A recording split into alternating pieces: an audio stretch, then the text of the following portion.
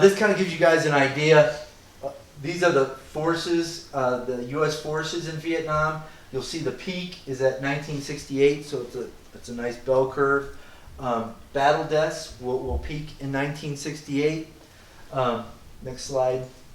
So this is the period of time that we're going to talk about. Is right there in the middle. Okay, 1968. So that takes us to what we're going to spend a lot of time talking about tonight. The Battle of Khe Sanh. So the U.S. forces, Westmoreland, the guy in the bottom right-hand corner of the slide, he sends troops to a base near the town of Khe Sanh. Khe Sanh was a town.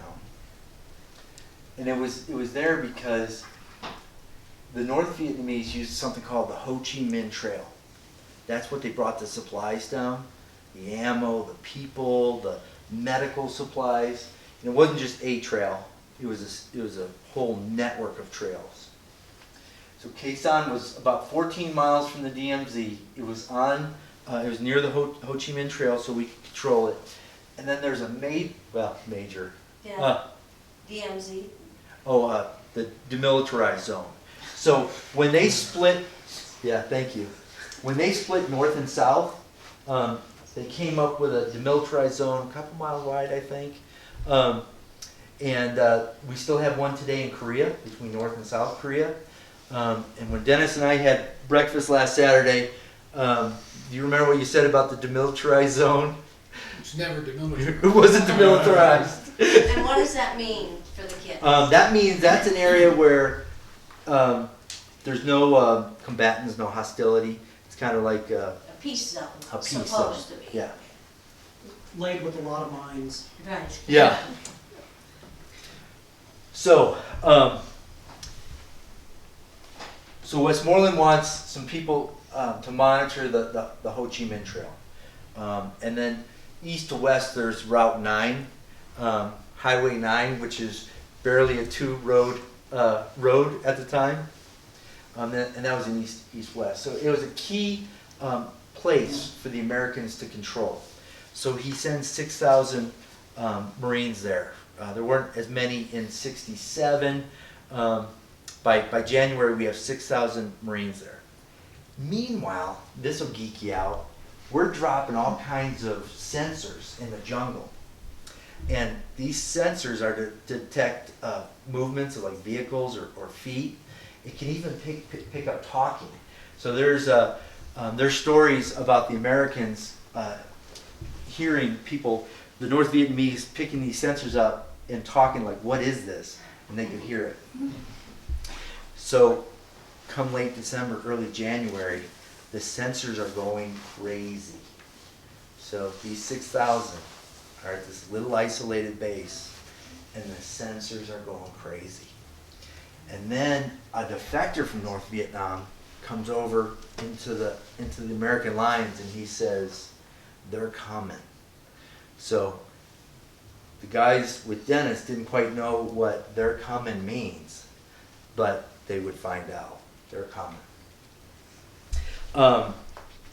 As it turned out, we now know, history tells us, 20,000 of the best North Vietnamese army soldiers came after these 6,000 guys.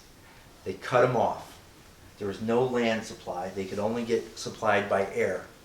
And then over time, because this happens over months, over time the North Vietnamese got smart. It would even take the air, the planes and the helicopters out, because they found the routine. The news, of course, made the connection between this and Dien Bien Phu, right? We talked about that. Deja vu, right? It's like, uh-oh, here we go again. U.S. aircraft would drop 100,000 tons of bombs. That's equivalent to 5 Hiroshima bombs. And Dennis lived through that. And some were as close as 1,000 meters, 10 football fields from where he was. Now, I'm an old artillery guy, so we got to talk artillery. There were 7 batteries there, 46 artillery pieces.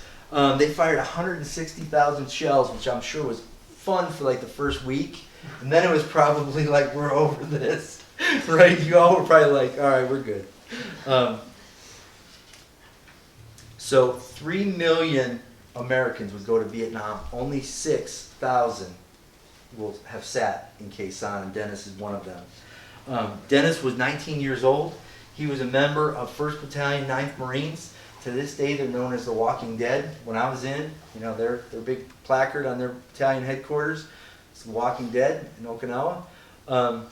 That's a pretty cool name, isn't it? Wouldn't that be cool to have a t-shirt or something, Walking Dead? Well, you know what? You know how they got that name? They had the highest casualty rate of any unit in Vietnam. And when you hear these stories tonight, it's really something. Dennis was there for the entire battle. He did get a Purple Heart. If anybody wonders what a Purple Heart looks like, you'll see it in the shadow box when we're all done. You get a Purple Heart by getting injured. Okay, it's not like for good conduct or something. You got to get hurt. And as Dennis mentioned at breakfast last week, there's 2 ways out of Khe Sanh, either dead or severely wounded. Not like I have an ingrown fingernail, like severely wounded.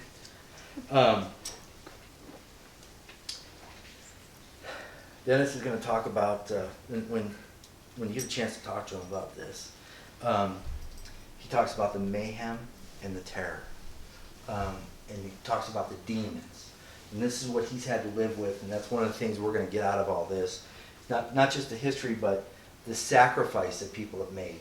So you're going to hear some things that he's carried for 50 years to keep the people of South Vietnam free.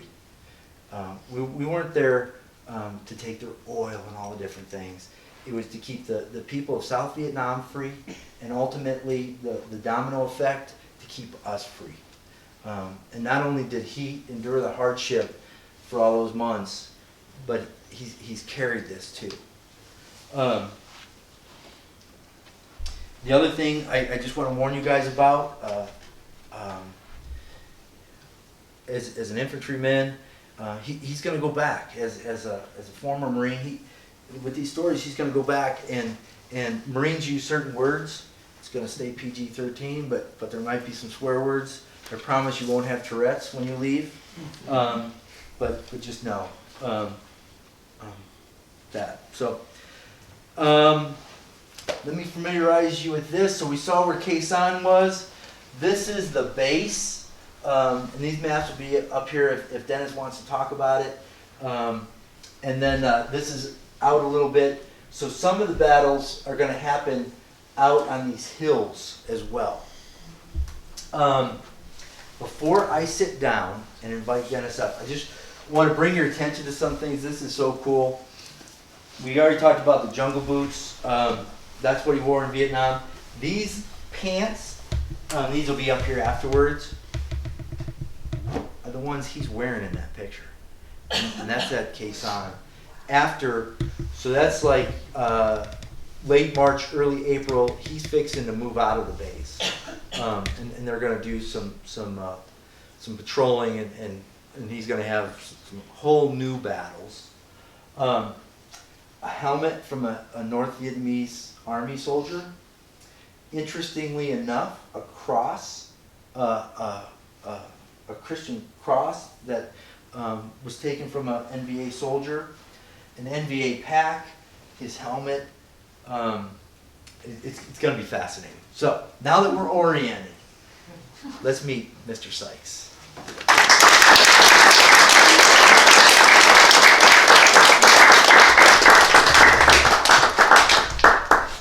So we're going to just start with some easy questions. We're going to use kind of an interview format just to kind of get a feel.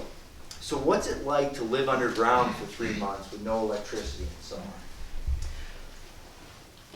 So Dennis, tell us about yourself. Well, I'd like to do something first. I'd like to have you count off.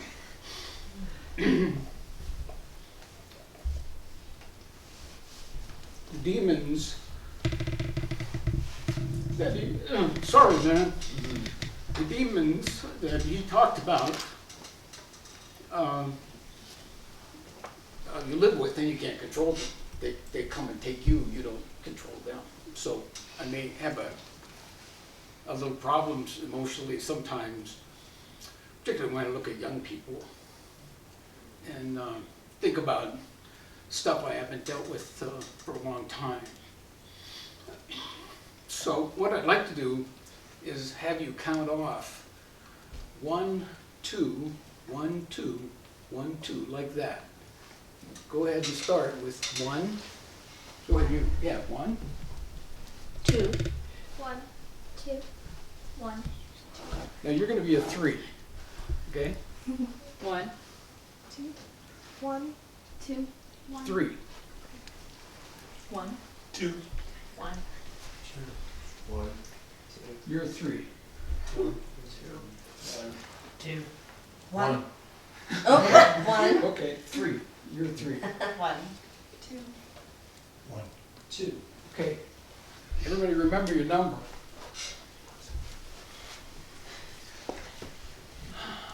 If you happen to be in the 1st Battalion of the 9th Marines in Alpha Company and platoon, the 1st platoon or 2nd platoon, and you're going into Quezon, in the next 100 days, all of the 1s will be dead. All the 2s will be so badly wounded, they won't return. The 3s will be wounded, but they'll have to remain there because their wounds aren't that severe. That's what happened in the first 100 days with the 1st and 2nd platoon of Alpha Company of 19. The names are on here, and if you would like every other one, because I didn't know there'd be this many folks here, the names, this is a memorial service of 153 Marines who died at Quezon in those 100 days. This is a list of their names, their rank, the day they died. This is some of the literature that was left on the ground in some of the places I was at in Vietnam. It's maybe every other one take those, because there's not quite as many again. I just wanted to give that as a little backdrop to the way it was at Quezon when I first landed there. Then I had this, so I can start with your question. Great. So that piece with Muhammad Ali on it, that was something that North Vietnamese printed up, Yeah. quoting Muhammad Ali. And how did you come across that pamphlet? Those were in places like, there was a place called Street Without Joy. It was a village not too far from Hue by Highway 1. This literature would be laying on the ground and stuff for us to pick up. It was directed at black troops. Yeah. So that was, we call it propaganda. That was like marketing material, trying to get the Americans to like give up, or individuals to give up. So with that being said, Dennis, tell us about yourself, your background. What'd you do after the Marine Corps? Well, I thought we'd start with the list that you gave me. Sorry. Am I off script? Give us some of your background. Where do you live? Okay. Very briefly, I'm honored actually to be here, because I think how you obtain your education is absolutely wonderful, and it's because your parents love you so much. That's what I'm clearly aware of, and I can't imagine paying property taxes and not having my, and yet We that's can't done either. over and over again. That is amazing. It shows the depth of concern about the education that you received, and I think you folks are absolutely remarkable. And so it's a pleasure and an honor to be here and present what I can today. The first question I had to work off of was something about childhood, so I'll just go into that very quickly, because it actually ties into some of this. My father and mother were devout Christians. You didn't even know that when you asked me to do this.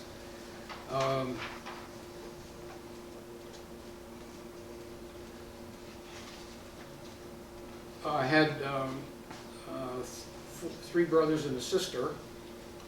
My father went to 8th grade, but he instilled hard work and very high moral standards in the family, and all of the children graduated from college. 3 have advanced degrees and 1 is a PhD. What you'll learn over time, and the older folks here know full well that there was a cultural revolution taking place in the 60s.